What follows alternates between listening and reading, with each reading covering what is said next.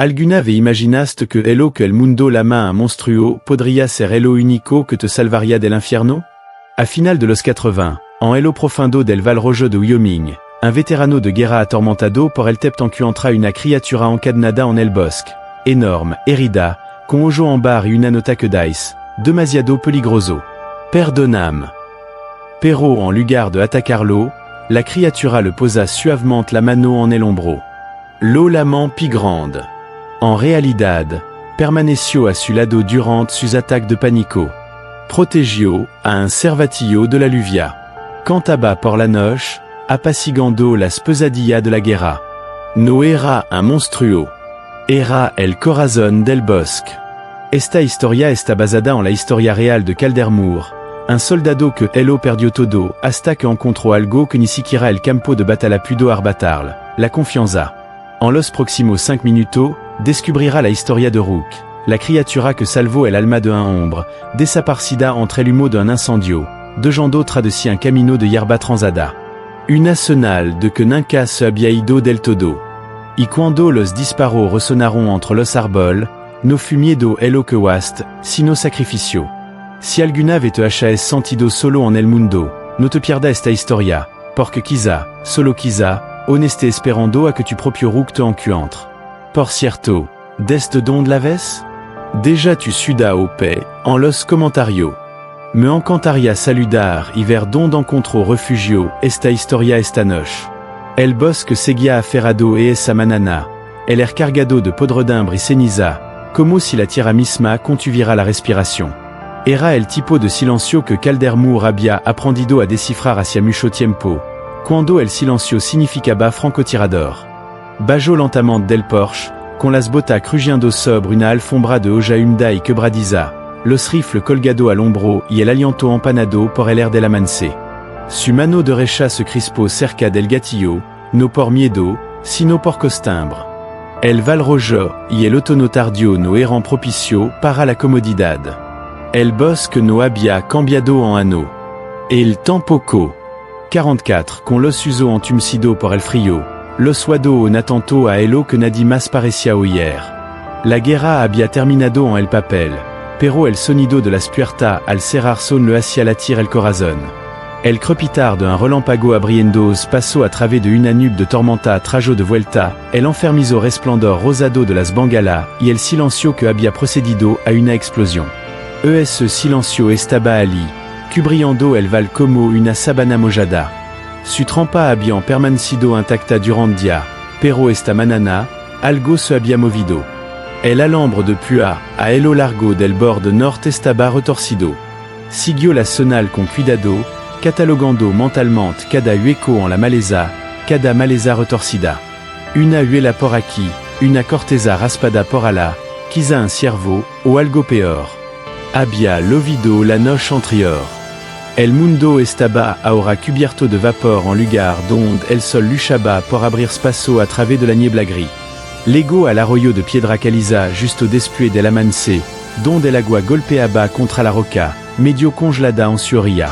El olor hello golpeó primero. Animal, sudor, hierro. Disminuyó la velocidad. Las ramas de pino se habían doblado hacia atrás como si algo enorme se hubiera estrellado. Los árboles estaban en silencio. Los pájaros sabían que no hello era. Entonces hello vio. Al principio, pensó que era un oso. El tamaño era el adecuado, pero los osos no se encadenaban a los árboles. No así. Estaba desplomado contra el ancho álamo. Grusa atadura de hierro le rodeaban el torso, clavandos profundamente donde el pelage enmaranado daba paso a una piel en carne viva y violacea. Tenía la cabeza gacha, respirando superficialmente. Una mano enorme, con dedo como res de árbol engrossida, yacía immóvil en el suelo. Su pelage brillaba de un negro plateado como terciopelo quemado, empapado por la lluvia. Un trozo de papel arrugado yacía a su pied, con tinta goteando. Demasiado peligroso. Incontrôlable. Perdonam. Calder contuvo la respiration.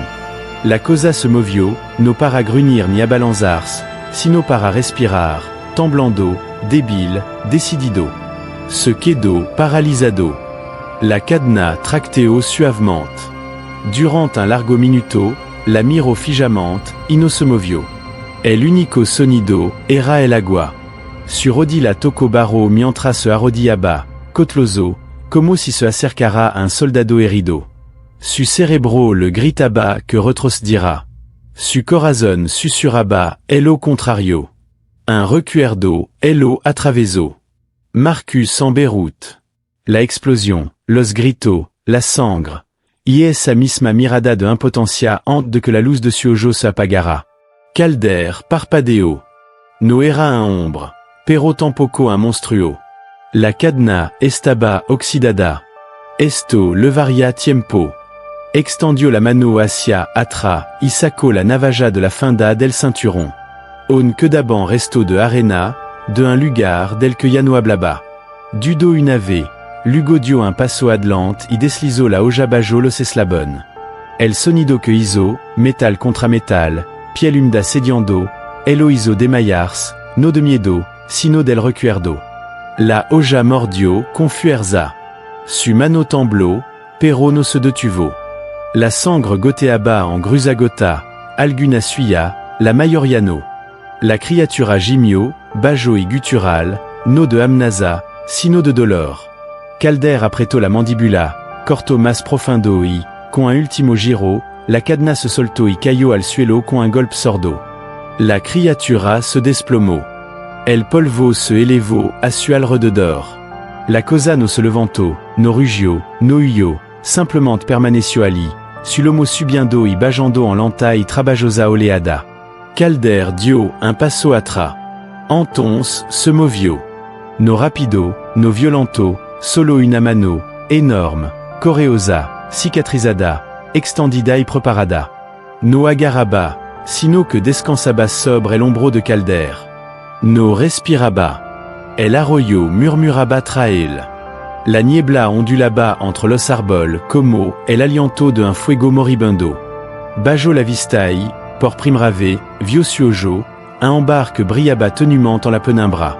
No salvage, ni perdido, solo cansado.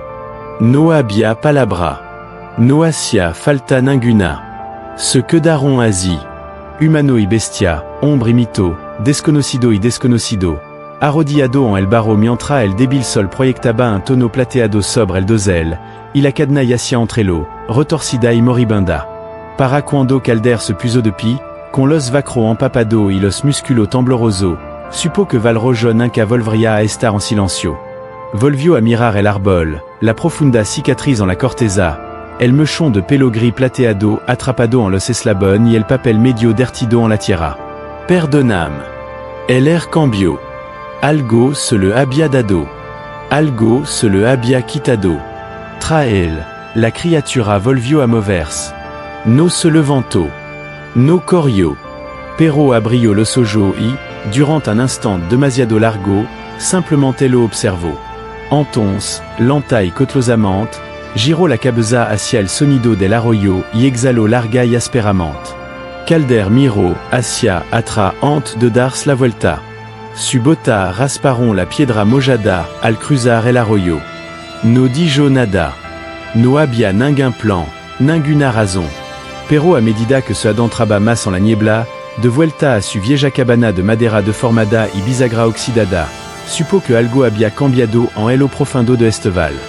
Algo inmenso había sido vislambrado. Algo sagrado se había liberado, y a el ojo, bajo los usos de los árboles y el pálido aliento de la niebla, el bosque escuchaba. La soja ya no susurraban sola. La lluvia había comenzado a anochecer. La que no caía en gota, sino que parecía flotar en el air, calando los usos antes de que te diera cuenta. Calder Moore estaba de pie bajo el toldo del viejo granero, con los brazos cruzados, observando la niebla ondularse a través de los sicomoros. El techo crujía suavemente con el viento, las lamas sueltas respiraban como pulmones cansados. Detrás de él, en el profundo del establo, donde el heno no había estado fresco en ano, la criatura se movió. No ruidosamente, no como una bestia salvaje, solo el ligero movimiento de un peso demasiado pesado para pertenecer a un hombre. Abbia logrado traerlo ali ante de la tormenta, arrastrando los pi, pero o nampi. Noelo abbia observado desde el arroyo, pero elo abbia seguido, medio cojando, medio escuchando, como si una vieja confianza hubiera sido de santerada del polvo. Calder abbia vaciado el establo interior, extendido el poco heno seco que pudo encontrar, dejado un cubo abolado de agua y una vieja manta de lana cerca de la esquina trasera. La lana estaba empapada, la manta intacta, pero la criatura estaba viva. Esto era más de elo que esperaba. No sabia por que se quedaba. La lluvia no ofrecia ningún consuelo. El granero apestaba a clima y moho, pero algo dentro de él no lo soltaba. No después de su mirada. No después de esa mano, su peso. No amenazante, no suplicante, simplement présente. Se apoyó en la puerta, en silencio, observando como el bosque se volvía gris a medida que se desvanecía el último rayo de cielo.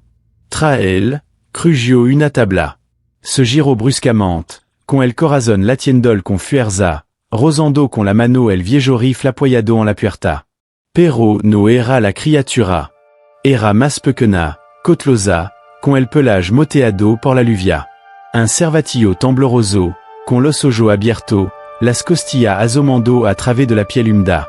La pequeña criatura se encontraba al borde del granero abierto, mitad sombra, mitad luz. Entonces la madera crujió. No era Calder. Se quedó paralizado. El ruido provenía del interior. Levantó el rifle a media, hacia el cervatillo. Y allí, más allá del muro del establo, la figura se movió, enorme, familiar ahora, y silenciosa. La criatura avanzó lenta, cautelosamente, no hacia él, sino hacia el ciervo. Con el cuerpo agachado, un brazo extendido, no para golpear, sino para protegerse. Calder la miró fijamente. La criatura se arrodilló. El cervatillo no corrió ni un segundo más. El mundo parecía haber dejado de girar. La lluvia golpeaba el techo, trueno en la distancia. Pero en ese latido, vio algo que no pertenecía ni a las pesadillas ni al folclore. La criatura, que no se agachaba para matar ni tenía colmillo, se inclinaba protectora sobre el cervatillo tembloroso, su ancho lomo protegiéndolo del viento. Su palma se abrió ligeramente, apoyada contra el suelo junto al ciervo, como una barra. El cervatillo se estremeció una vez, pero no huyó. El viento arreció. La linterna que colgaba junto a la puerta parpadeó violentamente. Los dedos de Calder se soltaron del rifle. El rifle cayó 1 centímetro. Regresó al granero y cerró la puerta tras él, lenta y silenciosamente. La luz era tenue dentro. Solo se oía el balanceo de la linterna y el olor a heno y pelo mojado. No dijo ni una palabra. No habría podido hacerlo, ni aunque lo hubiera intentado. A la mañana siguiente, cuando pasó la tormenta y la escarcha se coló hasta los bordes de la ventana del granero, descubrió que el cervatillo había desaparecido. Sin sangre, sin principe, solo un cuadrado de paja seca con forma de 2 cuerpos enroscados, uno grande, otro pequeño. Ese fut el día que dejó de esperar, con razón. Por la tarde, había movido alguno estante, desenterrado una caja de avena seca y colocado un viejo cuenco de hojalata junto al cubo de agua. No le puso nombre. Todavía no. Pero cuando pasó junto al puesto y la criatura giró ligeramente la cabeza hacia él, con la mirada suave immóvil, no apartó la mirada. Et esa noche, el aceite de la linterna se agotó. Las sombras se extendían por las paredes en largo trazo. Calder estaba sentado en su silla, la sonda de radio zimbabant en la mesa junto a él. Bebió café quemado de una taza de esmalte, mirando por la ventana hacia el granero donde algo antiguo ahora dormía. No vio los faros hasta que pasó los árboles. Un camión se detuvo en la puerta. Se levantó lentamente, deslizó el cerrojo de su rifle hacia atrás, pero no lo levantó. Una mujer salió, abrigo largo, bota mojada, hombro rígido por el frío. No caminaba como una extraña. Caminaba como una persona razonable. Maracatón. dijo cuando el abrió la puerta. Su voz era baja, apagada por el polvo de la carretera y la préoccupation. Traía antibiótico para el perro de Jean. No estaba en la estación. Calder asintió una vez, haciendo un lado. Ella no entró. Tien algo ahí atrás, dijo train silencio. Las suelas sont demasiado anchas para un hals, demasiado cerca para un oso. Él no respondió. Ella miró más allá de él, con la lluvia goteando del ala de su sombrero. Su rostro parecía más viejo que la última vez que él lo había visto. O tal vez solo parecía cansada. C'est elo que vist, dijo. O elo que cree haber visto. Él no se movió. Yo también elo sis, anadio. O algo parecido a no atrás, al norte de Cheyenne, después de la avalancha. Nada todavía. Cielo tien aquí, tien que tenez cuidado. E gente que dispara primero, y nunca mirado vc. Espero, con los ojos clavado en los de él. No era una amenaza. Tampoco era miedo. Era algo más antiguo, como si esperara que mentira. No mintió. Exhaló. Le está dando de comer. Asintió. Está comiendo? Preguntó, la primera palabra pronunciada en 2 días. Ella se acercó, bajando la voz. Si alguien se entra, no podrá protegerlo. Miró por encima del hombro, hacia el granero envuelto en niebla. Lo sé, dijo. Ella dudó, luego metió la mano en su abrigo, sacó una pequeña bolsa de papel y se la entregó. Para una infección, dijo, si tiene herida abierta y esto, extendió la mano. Un tranquilizante, como último recurso. Noelo ha tomado. Noelo voy a soltar, dijo secamente. No es por eso, respondió ella. Es para mantenerlo a salvo si es necesario. Guardaron silencio un momento, la puerta crujó tras él, el er cargado de palabra no dicha. Luego añadió en voz baja, porque él lo ayuda. La miró, su ojo más oscuro que la tormenta tras ella. Porque nadie me ayudó, no respondió. Simplement asintió, y se dio la vuelta. Cuando llegó a su camioneta, gritó, anoche cubrió un ciervo. Hizo una posa, y se dio la vuelta. Bien, dijo. Significa que recuerda como protéger. Luego se fut. Los neumáticos dejaron huela de barro en la grava. Et esa noche, cuando el viento arreció y la niebla regresó, Calder se paró al borde del granero y acercó la cerilla a la nota. La que encontró estaba arrugada bajo la cadena. La tinta casi se había ido, pero la nota seguía ardiendo. Perdonam. Observó como el papel se curvaba negro en los bords, la lama prendiendo rapidamente. L'eau dejó caer en el recipiente de métal junto a la puerta. Las lamas iluminaron la pared del establo por un momento, danzando contra la forma dormida de la criatura. Su pecho subía y bajaba, firme ahora. La cadena se enroscaba como una serpiente muerta en un rincón. Desde las vigas del granero, una hebra de heno cayó sobre las lamas y ciseó en la distancia. Dentro, la criatura abrió los ojos y parpadeó. En el resplandor parpadeante del fuego moribundo, su ojo en bar captaron la luz y la retuvieron, no por miedo, sino por comprensión. Una ráfaga de viento entreabrió la puerta. Las cenizas volaron hacia la oscuridad. Y justo antes de que Calder la cerrara, la vio. Una figura alta y corpulenta, atravesando la línea de árbol, no la del granero, algo más, observando, y luego desapareció. Se quedó allí un largo rato, con los dedos en el marco de la puerta, la luz del fuego apagando tras él, el granero respirando lenta y pesadamente. En la oscuridad, algo más profundo había comenzado a agitarse. La nieve había empezado a caer en fina veta lateral cuando Calder finalmente cerró la puerta del granero y esa noche. El viento là-bas entre los pinos como una plaga, y el cielo sobre Val Rojo había adquirido el color del acero descolorido. Era principio de diciembre, ese tipo de frío que te carcome los ojos y te has dolé los dientes. Del tipo que silencia incluso a los pájaros. Dentro de la cabana, El fuego ardia lentamente, ininterrumpido. Una única lámpara proyectaba un suave resplendor sobre la madera desgastada y las viejas paredes que crujían como uso a las antars. Se quedó allí de pie en silencio, con el asa de su taza de café caliente entre los dedos, mirando la nieve que se armolinaba a fura. Todo era diferente, y sin embargo, nada tenía nombre. Todavía no. Lo Lamoruk. No había pronunciado el nombre en voz alta, ni una sola vez. Pero se había formado en su mente una noche, observando los movimientos de la criatura. Pensativo, sombrío, silencioso, como un cuervo que camina en la línea entre el pensamiento y el instinto.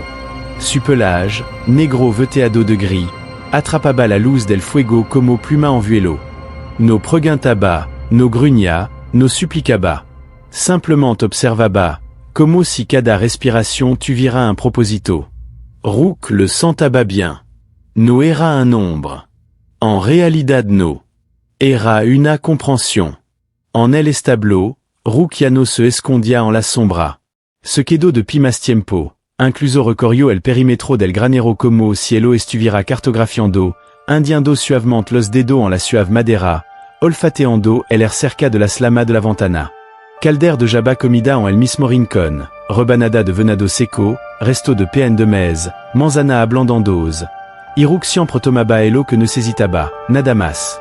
A veces Calder fingia no dar cuenta, dando el espacio a la criatura. Otra veces, simplement se sentaba en el porche à la noche, taza en mano, con la nieve amontonando en el ala de su sombrero, observando la débile figura a través de la ventana escarchada del granero. No intercambiaron una palabra. No era necesario. Una noche, Calder llegó tarde a casa. Había llegado una tormenta, rápida y violenta, y el sandro que subía desde el arroyo estaba congelado. Perdió el equilibrio más de una vez, con las manos raspadas por los troncos de pino adherido. Cuando regresó, su bota estaba rígida como la escarcha. El viento ya se había colado por debajo de la puerta de la cabana. Apartó la nieve de una patada y entró tambaleandosa, con el pecho agitado, pero algo en su interior se había abierto de nuevo. Quizá eran los truenos, los relámpagos demasiado cerca del porche. Quizá era la forma en que la sombra danzaban en el suelo de la cocina. O quizá era simplement el silencio, que, en lugar de calmar, raspaba. Se desplomó en el suelo, con la espalda contra la puerta, la respiración entrecortada y superficial, los ojos abiertos pero sin ver nada. Su dedo arranaban el air, las costillas apretadas. Ese viejo pánico había resurgido. Noelo había sentido en meses, pero ahora se derrumbó como si nunca se hubiera ido. El sudor le heló la sien. Entreabrió los labios, pero no salió ningún sonido. Anton Salgo se movió a fura. Al principio no heló oigreco. En realidad no. Más bien como una presencia, una corriente en la habitación que no había estado aliente. El viento no cesó. El fuego no paró. Pero a través de las paredes, algo más profundo se movía. Un sonido. Profundo, redondo, transportado por la respiración, no por la voz. No era humano. Era animal. Era un tono, un zumbido profundo y único que ascendía lentamente y luego se mantenía, ni fuerte ni agudo, sino constante, como el zumbido d'un violoncello, como una cueva que recuerda el eau que una vez contuvo. No exigía atención. La ofrecía. Calder se quedó paralizado, con el corazón latiendo con fuerza. El sonido no ascendía. No descendía. Simplement existía. Una nota larga y constante que parecía embar en las paredes de su pecho, en su costilla que se negaban a expandirse. Luego, lentamente, como el hielo derritiéndose en pleno invierno, su respiración volvió a su ritmo. Inhalación, exhalación, inhalación, exhalación. Su ojo ardent, no de miedo, sino de algo más antiguo. No se levantó de inmediato, no habló, pero escuchó. Y mientras el zumbido se desvanecía, tan suavemente como había llegado, sintió que elo invadia una calma que no elo había tocado en ano. A la mañana siguiente, Calder abrió la puerta del granero. El sol apenas rozaba las copas de los árboles. Su aliento, emanaba vapor. La escarcha briaba sobre la madera como polvo de vidrio. Dentro del establo, ruc estaba sentado de cara a la pared del fondo, ligeramente encorvado, con los ojos cerrado. Respiraba lenta y mesuradamente. Calder no dijo nada. Simplement observaba. Cuando se giró para irse, la vio delicadamente tendida en el umbral del establo. Ni dentro ni fura. Era una simple brisna de hierba transada. No estaba atada en un aro. No tenía forma. Solo una linea recta y limpia, como trazada por el pensamiento, un marcador, un limite. No para atraparla, ni para advertirla, sino para honrarla. No la tocó. En cambio, caminó con cuidado a su alrededor. E esa noche, la nieve cayó con fuerza. El granero crujió bajo el peso. El mundo se cernió sobre él, pero dentro de la cabana, el air parecía más suave. Calder encendió una fogata y sintonizó la vieja radio AM. La mayoría de las emisoras crepitaban silenciosamente. Siguió girando la perilla. Entonces encontró una. Apenas un susurro, solo el final de una canción que se perdía en la estática. Subió el volumen. Al máximo. La melodia del viejo águila se desvaneció y gorjeó entre el polvo de década. Se recostó en su silla. Ruc observaba desde la sombra del exterior, con el rostro apenas tra el alféizar de la ventana. La luz del fuego se reflejaba en su pelage, no en su ojo. Permanecía fijo, immobile. No saludó. No se movió, pero la canción continuó. Y durant unos minutos, Calder no estuvo solo. La vio entonces. No a través de la ventana, sino en su mente. El destello de la risa de su esposa.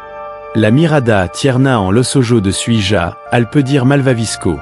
El sonido de la sala de estar, una velona de música en lugar de silencio. Ya no estaban allí, no realm. Pero a la luz del fuego, débilmente reflejada en el cristal, casi podía creerlo. Afura, Ruc permanecía immóvil, con las rodillas en alto y los brazos cruzados, mirando fijamente la lama. La nieve se amontonaba lentamente sobre su hombro. No se movió. Entonces, otro sonido resonó en la distancia, dominando la cresta. No era un olido, ni un grunido, sino algo parecido al que Calder había oído esa noche. Más profundo, más complejo, como voz superpuesta en una larga y grave armonia, no fuerte, pero si decidida. Ruc ladeó ligeramente la cabeza. Estaba escuchando.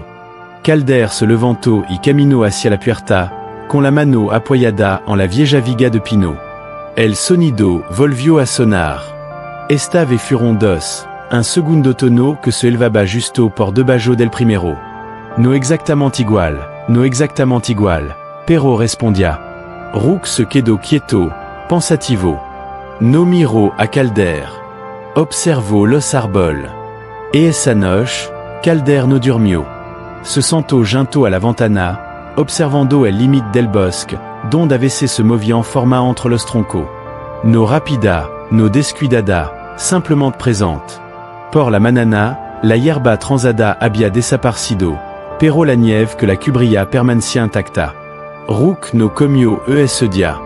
Observó los árboles que esperaban y la lamo por primera vez en ano, comprendiendo elo que se sentia al temer perde algo en elo que no sabía que confiaba. Algo que no esperaba necesitar. Afura, el viento traía silencio, pero ya no vacío. Ya no. El viento seco barría el val rojo como una respiración contenida demasiado tiempo, levando el olor a polvo de pino y piedra agritada al aire. No había lovido en semana. El suelo se desmoronaba bajo los pies. Los árboles susurraban como papel seco, y el cielo había adquirido el color del óxido viejo. Calder estaba de pie frente a la cabana, con las mangas armangadas, la mirada fija en el horizonte. Algo en la luz había cambiado. Las mananas ya no se mantenían juntas. Los pájaros se habían quedado en silencio. Incluso el arroyo, siempre inquieto, ahora murmuraba como si no quisiera ser escuchado. Podia sentir l'eau en sucostia. Como los ancianos sientan una tormenta ante de que estal. Ruc no había venido al borde del granero andia. No dest el último zimbido. Ahora permanencia más profundo en la sombra, siempre alerta, pero escuchando. Calder no pregunto porque. Simplement dejo agua en el cubo de hojalata, y renovó las manta a medida que las noches se volvían más cálida y seca. AVC observaba a la criatura arrodillada, cabizbaja, como esperando algo más que viento. El silencio entre ellos se había vuelto denso, no frío, sino denso, como si ambos sintieran pasar una página ante él. El día del incendio, Calder reparaba la cercasure, con los dedos envueltos en guante de cuero y el sudor perlandos bajo el sombrero. Al principio no vio el humo. Lo olió, fuerte, seco, como a salvia quemada. Cuando se levantó y se giró, la cresta al oeste había empezado a brillar. Delgada linea, anaranjada, reluciente tra los arbol. No constante, no fuerte, solo respiraban. Entons lego el trueno. No nube. No había nube, solo el cielo, vacío y rojo, y el sonido de un rayo al caer sobre un pino seco. Se quedó paralizado, no de miedo, sino de algo cercano, un destello, lugodo, lejano, pero demasiado cerca para ser reconfortante. Soltó la herramienta, su bota resbalando en el polvo, y corrió hacia la cabana. Dentro, el herrera danzó, ya caliente. Se movió rápido, lenando bidon de agua, agarrando el rifle, colgandos la pesada mochila al hombro. Le temblaban las manos, pero no con urgencia. De memoria. No era la primera vez que oía fuego acercandos. Beirut le había sonado así. También aquella noche en las montanas cuando del cielo lovio plomo en lugar de lluvia. El calor tenía un ritmo. El tipo que elo hacia caer de rodilla mucho antes de que pudiera identificarlo. Extendió la mano hacia la puerta principal y se detuvo. La habitación se estremeció. El sonido desapareció. Sintió una opresión en el pecho. Soltó la mochila. Mano en las rodillas. Boca abierta. Ciner. Su corazón latía demasiado rápido. La luz parpadeó. No por las lama, que yo recuerde. A elo lejo, alguien había gritado. Podia sentir la sangre acumulandos en la garganta, pero no se había mordido la lengua. Cayó, su hombro golpeó el suelo, su visión se redujo a una delgada viga en el techo. El fuego se acercaba. Lo sabía, pero no podía moverse. Entonces la madera crujió. Pesada, afilada, demasiado grande para un hombre. La puerta se abrió de golpe, no violentamente, sino con détermination. Una sombra leno el marcó. Ruc, y cubierto de holin. Su pelage cubierto de polvo. Su ojo desorbitado, pero concentrado. Cruzó la cabana en tres encadas, y cayó de rodilla a su lado. Los pulmones de Calder estaban bloqueados. Su brazo no respondían. La criatura elo atrapó, no con garra, sino con cuidado. Lo levantó como a un hino. Un brazo enorme bajo su espalda, otro bajo su pierna. Se quedó quieto, ajustando a su peso. Calder sintió que su propia bota se tambaleaban sobre el suelo. Ruc se giró. El fuego había llegado a la cima. El humo se elevaba en oleada. Los árboles silbaban. Sin dudarlo, Ruc cruzó la puerta y se adentró en el rojo. Calder parpadeó ante el humo, con lágrima en los ojos. Cada aliento quemaba. Pero Ruc avanzó con un propósito, sin correr. Rápido, firme, sosteniéndolo cerca. El calor era feroz. Las lama lamian las colinas, baja y arrastrandos. Todavía no es un muro, pero tiene hambre. La ceniza cayó como nieve. Copeaux de brasa cairont sobre la chacta de Calder y silbaront sobre los hombros de Ruc. La criatura no se inmutó.